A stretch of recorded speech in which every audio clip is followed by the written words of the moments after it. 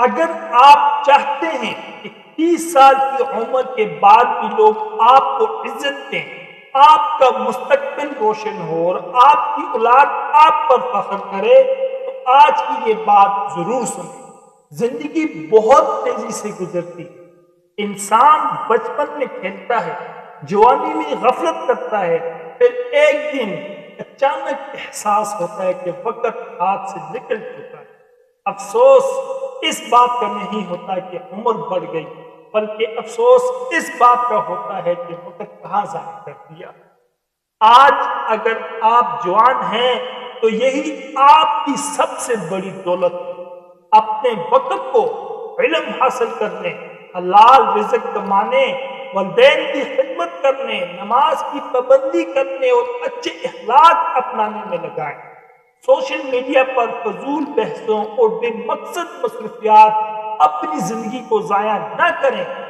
یاد رکھیں، جو شخص آج محنت کرتا ہے وہ کل سکون پاتا ہے، اور جو آج آرام کو ترجیح دیتا ہے وہ کل پچھتاوے کا شکار ہوتا ہے۔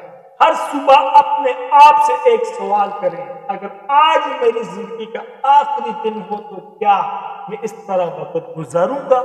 اگر جواب نہیں ہو تو آج ہی اپنی زندگی بدلنے کا فیصلہ کریں۔